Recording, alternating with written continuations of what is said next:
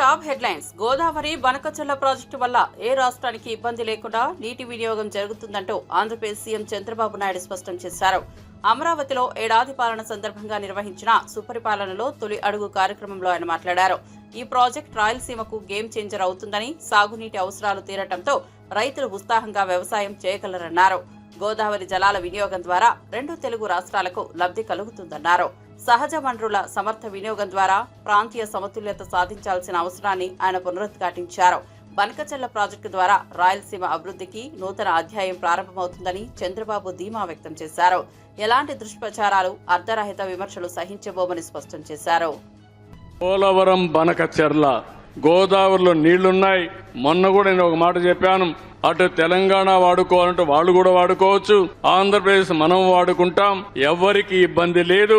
కాబట్టి వాళ్ళని అదే స్టేట్మెంట్ నేను ఇచ్చాను. ఈ రెండు రాష్ట్రాలు, తెలుగు రాష్ట్రాలు బాగుపడాలంటే గోదావరి నీళ్లు వాడుకునే అవకాశం ఇద్దరికీ ఉంది. 100 సంవత్సరాల చరిత్ర చూస్తే 3000 టీఎంసీ నీళ్లు సముద్రంలోకి పోతున్నాయి. రెండు రాష్ట్ర ప్రభుత్వాలు వాడుకున్నా ఒక 200 టీఎంసీ ఇక్కడ వాడినా, అక్కడ ఒక 200 టీఎంసీ వాడినా దానికంటే ఎక్కువ వాడుకునే అవకాశాలు లేవు. ఆ విషయమే నేను చెప్పాను. దానిపైన వర్కౌట్ చేస్తున్నామని చెప్పి కూడా నేను మీకు తెలియజేస్తున్నా.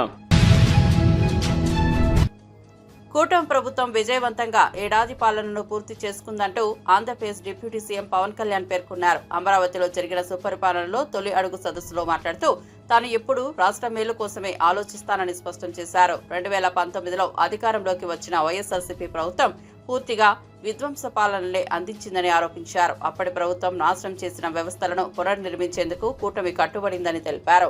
ప్రజల సంక్షేమం, పారదర్శక పాలన, యువతకు ఉద్యోగ అవకాశాలు, రైతులకు వాస్తవ న్యాయం అందించేందుకు కూటమి ప్రభుత్వం చొరవ తీసుకుంటోందన్నారు. చంద్రబాబు, లోకేష్ తో కలిసి రాష్ట్రాన్ని అభివృద్ధి మార్గంలో నిలబెట్టేందుకు తాను ఏ విషయంలోనూ వెనుకాడనని పవన్ కళ్యాణ్ పునరుద్ఘాటించారు. కార్యదర్శి కె విజయానంద్ గారికి నా హృదయపూర్వక నమస్కారాలు. సుపరిపాలనలో తొలి అడుగు కార్యక్రమానికి విచ్చేసిన గౌరవ కేంద్ర మంత్రి వర్యులందరికీ పేరు పేరున, అలాగే రాష్ట్ర మంత్రి వర్యులకి పేరు పేరున, గెలిచిన పార్లమెంట్ సభ్యులకి, గౌరవ శాసన మండలి సభ్యులకి, శాసనసభ్యులకి పేరు పేరున నా హృదయపూర్వక నమస్కారాలు. అఖిల భారత సర్వీస్, ఆల్ ఇండియా సర్వీసెస్ అధికారులందరికీ, నియోజకవర్గ ప్రత్యేక అధికారులకి అందరికీ నా హృదయపూర్వక నమస్కారాలు, ధన్యవాదాలు. మీరు ఇక్కడికి వచ్చేసినందుకు. ఈ సంవత్సరం మేము పూర్తి చేసుకోవటం చాలా కష్టాల మధ్య వచ్చాము, చాలా ఒత్తిళ్ళ మధ్య. ఒక 5 సంవత్సరాలు ప్రత్యేకించి నేను 2014 నుంచి రాష్ట్ర విభజన జరిగినప్పటి నుంచి ఆంధ్రప్రదేశ్ అభివృద్ధి బాగుండాలని ఆకాంక్షించే వ్యక్తిని. వచ్చే గొడవలకి విభజన జరిగితే ఎలా అయిపోయిందో మనం చూస్తూ వచ్చాం. అందుకని ప్రత్యేకంగా నేను ఆంధ్రప్రదేశ్ బాగు కోసం నేను ఎప్పుడూ నిస్వార్థంగా చేసుకుంటూ వచ్చాను. 2014 నుంచి 2019, 2019 నుంచి 2024కి ప్రభుత్వం మారిన వెంటనే ఒక కన్స్ట్రక్టివ్ అప్రోచ్ నుంచి ఒక డిస్ట్రక్టివ్ అడ్మినిస్ట్రేషన్, డిస్ట్రక్టివ్ గవర్నెన్స్ మొదలైంది. ఇది ప్రజాస్వామ్య హితాన్ని కోరుకునే ప్రతి ఒక్కరికి కూడా చాలా ఆందోళన కలిగించింది. ఈరోజు మేము గౌరవ ముఖ్యమంత్రి గారి నాయకత్వంలో సాధించినవన్నీ చెప్పబోయే ముందు అసలు ఈ పరిస్థితికి ఎలా వచ్చాం, మీకు కూడా ముఖ్యంగా అధికారులు ఉన్నారు, గౌరవ శాసనసభ్యులు ఉన్నారు, ఒకసారి మనం గుర్తుకు తెచ్చుకోవడం చాలా చాలా అవసరం. ఎందుకంటే మనం చాలా త్వరగా మర్చిపోతాం. మన మీద కూడా చాలా బాధ్యత. రాష్ట్రంలో కాంగ్రెస్ ప్రభుత్వం అధికారంలోకి రావడానికి ఇచ్చిన 2 లక్షల పంట రుణమాఫీ హామీ ఇప్పటికీ పూర్తిగా అమలు కాలేదని కేంద్ర మంత్రి కిషన్ రెడ్డి విమర్శించారు. తెలంగాణ గ్రామీణ బ్యాంకులోనే 15,000 మంది అర్హులైన రైతుల రుణాలు మాఫీ కాకపోవడం ప్రభుత్వ వైఫల్యానికి నిదర్శనమని తెలిపారు. మర్రి చెన్నారెడ్డి మానవ వనరుల అభివృద్ధి కేంద్రంలో జరిగిన బ్యాంకర్ల సమావేశంలో పాల్గొన్న కిషన్ రెడ్డి రాష్ట్ర ప్రభుత్వం తక్షణమే స్పందించి రైతులకు న్యాయం చేయాలన్నారు. బ్యాంకర్లతో సమావేశంలో కేంద్ర పథకాల అమలు, రుణాల పంపిణీపై చర్చ జరిగినట్లు వివరించారు. 2013-14లో వ్యవసాయ రుణాలు 27,676 కోట్లుండగా ఇప్పుడు 1,37,346 కోట్లకు పెరిగాయని తెలిపారు. ఇది కేంద్రం రైతుల పట్ల చూపుతున్న బలమైన మద్దతుకు నిదర్శనమన్నారు. రాష్ట్ర వ్యాప్తంగా 600 కొత్త బ్యాంకు శాఖలు, 80,931 బ్యాంక్ కరస్పాండెంట్లు సేవలందిస్తున్నారని తెలిపారు. రాష్ట్ర ప్రభుత్వం కేంద్ర పథకాలను సమర్థంగా అమలు చేయాలంటూ కిషన్ రెడ్డి సూచించారు. ఆ సంఖ్య ఈరోజు 6,600 బ్రాంచీలుగా ఈరోజు పెరగడం జరిగింది. అంతేకాకుండా ముఖ్యంగా ఈరోజు బ్యాంకు కరస్పాండెంట్స్ తెలంగాణ రాష్ట్రంలో 80,931 మంది ఈరోజు తెలంగాణ రాష్ట్రంలో గ్రామీణ ప్రాంతాల్లో ప్రజలకు బ్యాంకింగ్ సేవలు మరింత దగ్గరగా తీసుకెళ్లడం కోసము నియమించడం జరిగింది. ఆ రకంగా బ్యాంకింగ్ కరస్పాండెంట్స్ 80,931 మంది తెలంగాణ రాష్ట్రంలో ఈరోజు పనిచేస్తూ ఉన్నారు. అంతేకాకుండా తెలంగాణలో వివిధ జిల్లాలకు సంబంధించి 3 బ్యాంకులు లీడ్ బ్యాంక్ మీదుగా పనిచేస్తూ ఉన్నాయి. స్టేట్ బ్యాంక్ ఆఫ్ ఇండియా కానీ, యూనియన్ బ్యాంక్ ఆఫ్ ఇండియా కానీ, కెనరా బ్యాంక్ కానీ, ఈ 3 బ్యాంకులు వివిధ జిల్లాలకు డిస్టిక్ లీడ్ బ్యాంకుగా పనిచేస్తున్న విషయాన్ని ఈ సందర్భంగా మనవి చేస్తా ఉన్నాను. అంతేకాకుండా ఎప్పటికప్పుడు మరి ప్రజలకు బ్యాంకింగ్ సేవల గురించి, బ్యాంకుల ద్వారా మరి సేవలు పొందడం కోసం కావలసినటువంటి సహకారం గురించి అవగాహన కల్పించేటువంటి కార్యక్రమంలో కూడా మరి పెంచాలని చెప్పి ఎప్పటికప్పుడు మరి ప్రజలకు బ్యాంకు నుంచి ఏ రకమైనటువంటి సేవలు కావాలి, విద్యార్థులైతే ఏ రకంగా ఎడ్యుకేషన్ లోన్స్ కావాలి, ఇల్లు కట్టుకోవాలంటే ఏ రకంగా బ్యాంకుల దగ్గరికి వెళ్ళి ఇంటి లోన్ తీసుకోవచ్చు, అదేవిధంగా కిసాన్ క్రెడిట్ కార్డు లేకపోతే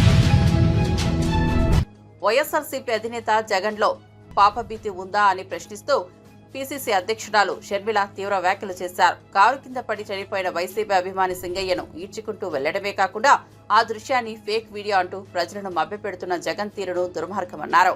తిరుపతి జిల్లా శ్రీకాళహస్తిలో జరిగిన కాంగ్రెస్ నేతల సమావేశంలో పాల్గొన్న ఆమె ప్రజల మనోభావాలను తొలిచేలా జగన్ వ్యవహరిస్తున్నారని ఆగ్రహం వ్యక్తం చేశారు. బాధ్యతాయుతంగా వ్యవహరించాల్సిన సమయంలో జగన్ మౌనం వీరంగంగా మారిందని విమర్శించారు. అసలు నిజం బయటపడకుండానే వీడియో కల్పితమని తేల్చేయడం ఏంటని ప్రశ్నించారు. ఈ అంశంపై సాక్ష్యాధారాలతో సహా న్యాయపరమైన పోరాటం చేస్తానని ఆమె స్పష్టం చేశారు. ప్రజల ప్రాణాలు అణగారేలా చేసిన ప్రభుత్వాన్ని చరిత్ర మర్చదని హెచ్చరించారు. ఇది ముమ్మాటికి జగన్మోహన్ రెడ్డి గారి నిర్లక్ష్యం. మీ అభిమానిగా, మీ కార్యకర్తగా, మీ పార్టీ కార్యక్రమానికి ఒక మనిషి వస్తే ఆ మనిషి మీ షేక్ హ్యాండ్ కోసమని ఆ గుంపులో పడి మీ కారు కింద పడితే కారు కింద పడిన వాడిని అలాగే ఈడ్చుకుంటూ ఆ మనిషి కనీసం ఏమయ్యాడు, ఎలా ఉన్నాడు, ఆ మనిషి పరిస్థితి ఏమిటి అని కూడా ఎవరూ పట్టించుకోకుండా పక్కకు లాగి పడేస్తే ఈ కాన్వాయ్ అలాగే వెళ్ళిపోయిందట. ఒక క్షమాపణ చెప్పకుండా మా ఉద్దేశం అది కాదు అని అన్నా చెప్పాల్సింది, లేదా ఆ కుటుంబాన్ని పరామర్శించి కనీసం 5 కోట్లో 10 కోట్లో సహాయం చేసి తప్పైపోయింది అని ఒప్పుకుంటే అది ఒక రకం. ఒక అపాలజీ లేకుండా మళ్ళీ దాన్ని కప్పిపుచ్చుకునే ప్రయత్నం. మీకు ఏదైనా పాప భీతి అన్నది ఏదైనా ఇంకా మిగులుందా? దీన్ని విచారణ జరగాలి.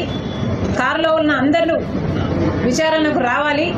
అధికారం ఉన్నప్పుడు 5 సంవత్సరాలు ఎప్పుడూ బయటికి రాలేదు, కానీ అధికారం పోయాక ఇప్పుడు ప్రతి సభ, ప్రతి కార్యక్రమంలో జన సమీకరణ, బల ప్రదర్శనే. వీళ్ళేం నాయకులండి? గత ఏడాది ఎన్నికల్లో గెలిచింది నిజంగా రాష్ట్ర ప్రజలేనని మంత్రి నారా లోకేష్ స్పష్టం చేశారు. అమరావతిలో సుపరిపాలనలో తొలి అడుగు పేరుతో నిర్వహించిన కూటమి ప్రభుత్వ ఏడాది పాలన సదస్సులో ఆయన మాట్లాడారు. వైఎస్ఆర్సీపీ 5 ఏళ్ల హయాంలో ఆంధ్రప్రదేశ్ను అప్పుల ఊబిలోకి నెట్టేసిందని తీవ్ర విమర్శలు చేశారు. ఒక్క పరిశ్రమను కూడా రానియని పాలనతో రాష్ట్రాన్ని అభివృద్ధి దిశకు తీసుకెళ్లకుండా నాశనం దిశకు నడిపించారని ఆరోపించారు. ఇప్పుడు తొలిసారి ప్రజల ఆశలకు అనుగుణంగా పాలన సాగుతున్నదని, రాష్ట్ర పునర్నిర్మాణం ప్రారంభమైందని తెలిపారు. మళ్లీ ప్రజలకు సంక్షేమం, అభివృద్ధి ఒకేసారి కనిపించే విధంగా కృషి చేస్తామన్నారు. కూటమి ప్రభుత్వం తొలి సంవత్సరం నుంచే పారదర్శకత, జవాబుదారీ పాలనకు ప్రాధాన్యత ఇస్తోందని చెప్పారు. వచ్చే సంవత్సరాల్లో ఈ ప్రగతిని మరింత వేగవంతం చేస్తామని నారా లోకేష్ హామీ ఇచ్చారు. ఇచ్చే సబ్సిడీ కూడా రద్దు చేశారు. ఇంకా వెలుగొండ ప్రాజెక్ట్ పూర్తి కాకుండా ముందల్నే జాతికి అంకితం చేసే సందర్భాలు మనం చూసాం. కప్పుడు నీళ్లు పోసి కుప్పంకు నీరు తీసుకొచ్చామని ఆనాటి పాలకులు అన్నారు. కడప స్టీల్ ప్లాంట్కి 2 సార్లు శంకుస్థాపన చేశారు. అక్కడ కనీసం ఒక్క ఇటుక కూడా పడలేదు.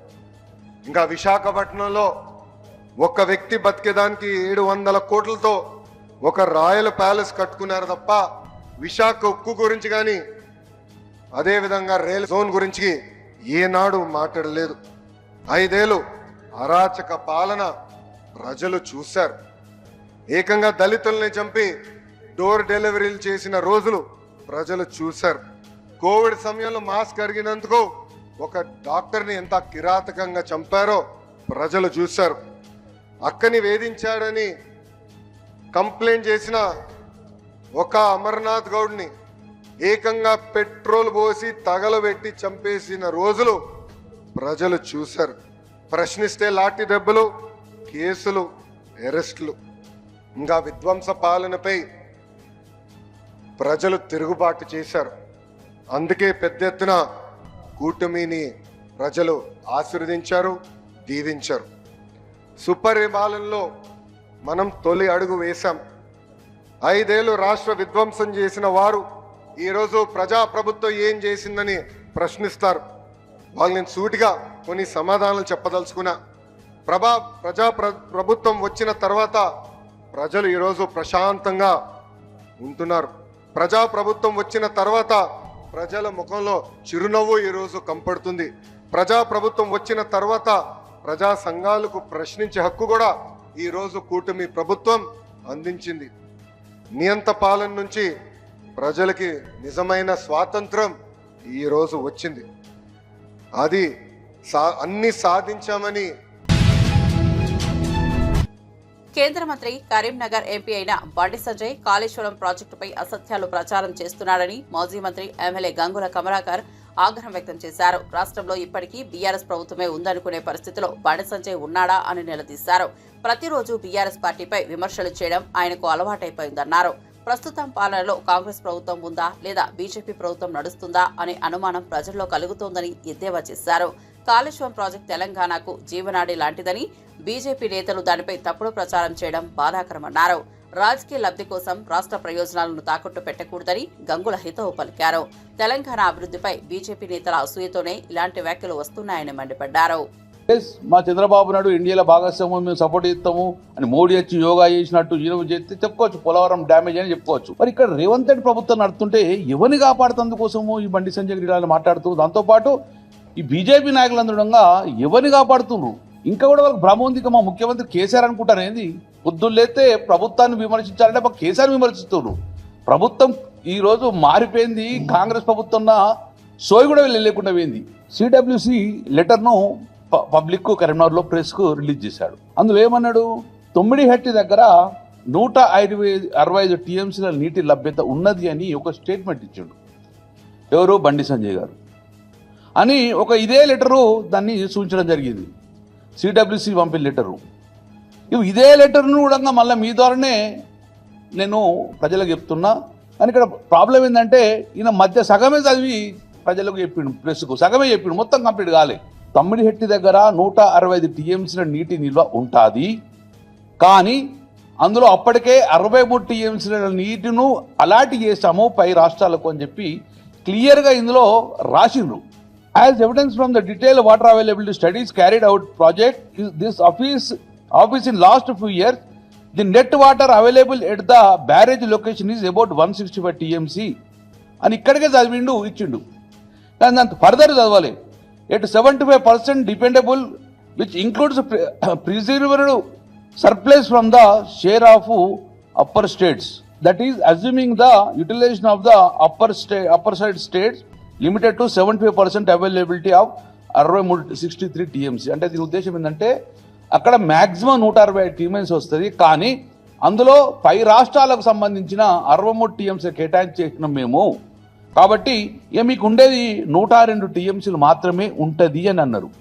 దట్టు ఒక కండిషన్ పెట్టారు, ఏమని, ఆ 102 టీఎంసీలు కూడా ఎప్పుడు మీరు 148 మీటర్లు గిట్ట తగ్గిమంటుంది డిమాండ్, 158 మీటర్లు గిట్ట కడితే అక్కడ మీకు ఆ 102 టీఎంసీలు వస్తాయి.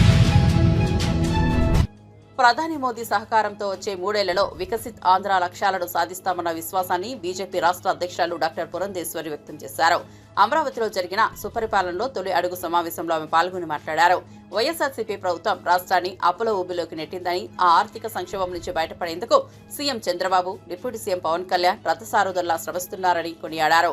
కేంద్ర ప్రభుత్వం అందిస్తున్న సహకారం, రాష్ట్ర కూటమి ప్రభుత్వ విధానాలు కలిసి అభివృద్ధికి కొత్త దిశగా నడిపిస్తున్నాయని పేర్కొన్నారు. రాష్ట్ర అభివృద్ధికి పారదర్శక పాలనే మార్గమని, దీనికి సుస్థిరమైన దారిగా కూటమి ప్రభుత్వం మారిందన్నారు.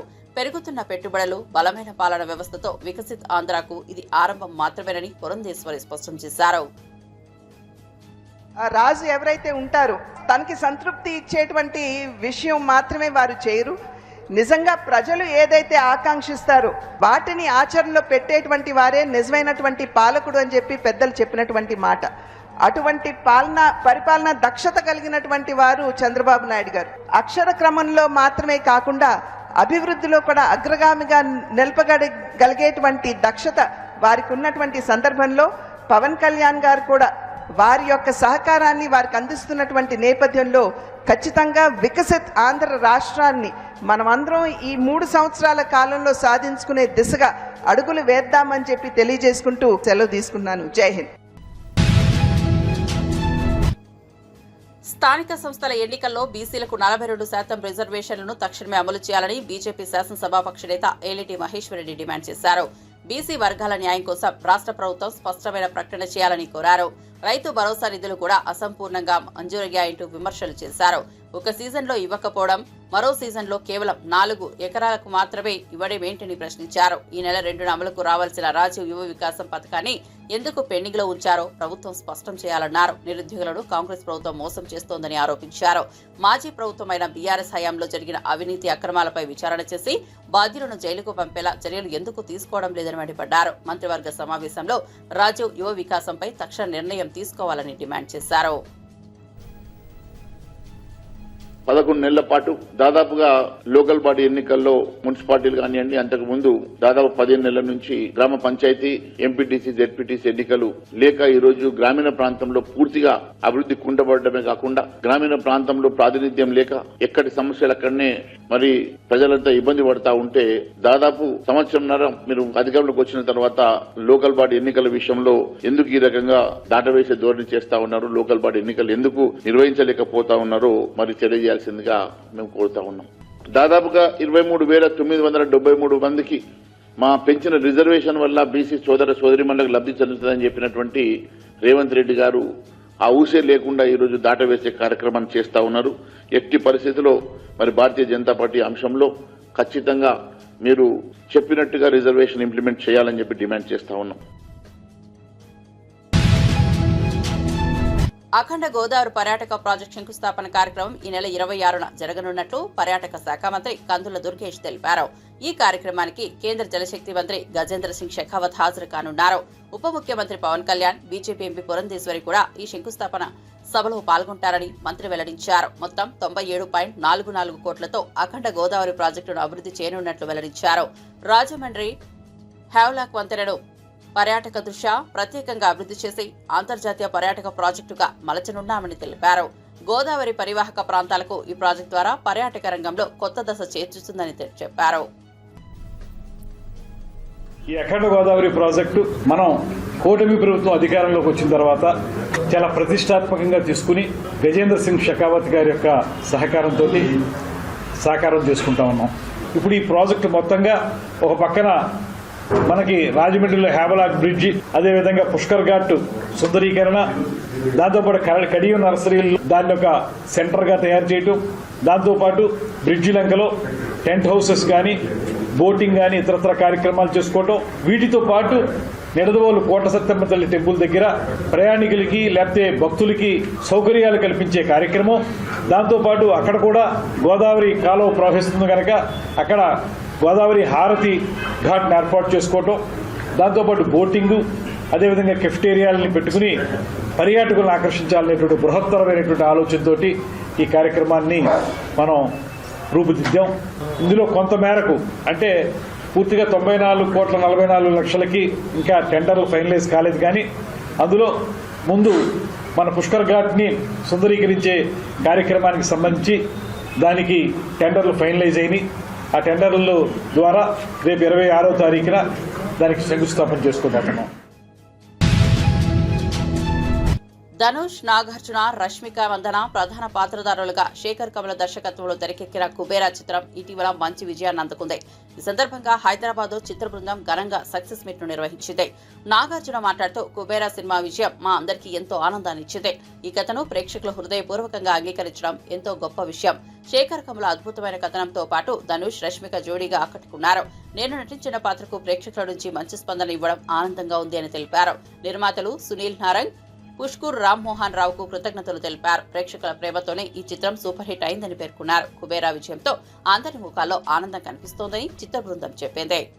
అంతేకాదు, small film, big film, any film, anybody goes to his house and say give me support, మాకు మీ చేయి కావాలి, మంచి చేయి కావాలి అనగానే ఆయన ఇమ్మీడియట్గా సపోర్ట్ చేస్తారు. That's why we all love you sir Chiranjeevi గారు. Thank you for coming yeah. And of course 2 events అయిపోయినాయి, అందరినీ థ్యాంక్ యూ అని చెప్పి అండ్ మా శేఖర్ కమల గారితో పుస్తకం పట్టుకు వస్తారు. But so thank you to everybody. And there is one person I really want to thank is our Kubera Sekhar Kammula గారు. నేను ఇంతకుముందు అన్నాను, నిన్న ప్రెస్ మీట్లోనూ అన్నాను, ఇవాళ అంటున్నాను, this is Sekhar Kammula's film and nobody's film. And Sekhar Kammula గారు థ్రిల్లర్ తీసి, thriller with a humanitarian touch and a social message. ఎలా కుదిరిందండి ఇది? 2 వర్కౌట్ అవ్వవు, మీకే కుదిరింది అది. And you are the only person who can do that. And ఈ సినిమాలో అందరూ పాత్రలు, nobody is name or anything. Shyamala అంటున్నట్టు దీపక్, దేవా, సమీరా, ఆల్ క్యారెక్టర్స్. నాకు నిన్న ప్రెస్ మీట్లో ఎవరో ఎందుకు జర్నలిస్ట్ నాగేంద్ర అనుకుంటా, he ask me why did you do this character, ఎందుకు ఈ క్యారెక్టర్ చేసావు అని అడిగారు. నాకు శేఖర్ కమల గారు ఈ సినిమా చెప్పడానికి వచ్చినప్పుడు దీపక్ క్యారెక్టర్ చెప్పారు, అఫ్కోర్స్ హోల్ ఫిల్మ్ చెప్పారు. దీపక్ క్యారెక్టర్ చుట్టూ అన్ని క్యారెక్టర్స్ తిరుగుతున్నాయి. దట్ సీమ్స్ టు బీ అది ఒక pivotal point, I mean it's central point. ఈ సినిమా నా సినిమా కదా అనుకుని చేశాను అని చెప్పాను. దాన్ని తీసుకెళ్ళి మన వెబ్సైట్స్ వాళ్ళు, సోషల్ మీడియా వాళ్ళు, సినిమాకు ముందు శేఖర్ కమల సినిమా అంటున్నాడు, సినిమా రిలీజ్ అయిన తర్వాత ఇది నా సినిమా అంటున్నాడు అని దీని మీద మీమ్స్ చేసి అది చేసి పంపారు. మళ్ళీ చెప్తున్నాను, ఈ సినిమా దేవా cinema, not Dhanush cinema, devas film. This film is Deepak's film. ఈ సినిమా సమీరా సినిమా, ఈ సినిమా ఖుష్బూ సినిమా. ఈ కుబేరా సినిమా మంచి విజయాన్ని సాధించిన నేపథ్యంలో చిత్ర బృందం హైదరాబాద్ లో సక్సెస్ మీట్ ను నిర్వహించింది. ఈ సందర్భంగా నటి రష్మిక మందన మాట్లాడుతూ, కుబేరా చిత్రం నా కెరీర్ లో ఒక మైలురాయిగా నిలిచింది. శేఖర్ కమల కథనానికి, పాత్ర గాఢతకు స్పందించిన ప్రేక్షకులందరికీ నా హృదయపూర్వక కృతజ్ఞతలు. నాగార్జున, ధనుష్ లాంటి నటునులతో కలిసి పనిచేయడం ఒక గొప్ప అనుభవం అని పేర్కొన్నారు. ప్రేక్షకుల ప్రేమే సినిమా విజయానికి మూలమన్నారు. తన పాత్రకు అందిన ప్రశంసలు, స్పందన జీవితాంతం గుర్తుండిపోతుందని చెప్పారు. ప్రేక్షకుల ప్రేమ ఎప్పుడు తనతో ఉండాలని ఆకాంక్షించారు. కుబేరా సినిమా విజయం యూనిట్ లో అందరిలో కొత్త ఉత్సాహాన్ని నింపిందన్నారు. ఓకే, ఒక కొత్త రోల్, ఒక డిఫరెంట్ ఫిల్మ్ చేయొచ్చా, మనము చేయాలా, ఇది ఇప్పుడు అగ్రీ అయితే ఇంకొక 1-2 ఇయర్స్లో రిలీజ్ అవుతుంది. సో అప్పుడు ఎలా ఉంటుంది, ఆడియన్స్ పర్సెప్షన్ ఎలా ఉంటుంది, అవి ఇవి అని చాలా ఉంటాయండి. కానీ కుబేరా శేఖర్ గారు నాకు నరేట్ చేసేటప్పుడు the only thing I said to my self was, సెట్కి వెళ్ళి సరెండర్ అయిపోవాలి. ఇంకా నేనేం కాదు, శేఖర్ సరే అన్నీ చూసుకుంటారు అంటే నాకేం తెలియదండి. నేను సెట్లో ఉన్నప్పుడు ఆనెస్ట్లీ సమీరా అనే క్యారెక్టర్ మీరు చూసుంటే అర్థమైపోయేది. అంటే ఈ అమ్మాయికి ఏం తెలియకుండా ఒక్కొక్క సిచ్యువేషన్లో వెళ్ళిపోతుంది, you know. And that was only possible because utmost surrender అయిపోయానండి. There was nothing like okay నా క్యారెక్టర్ ఇలా చేయాలి అలా చేయాలి అని హోంవర్క్ ఏం చేయలేదు.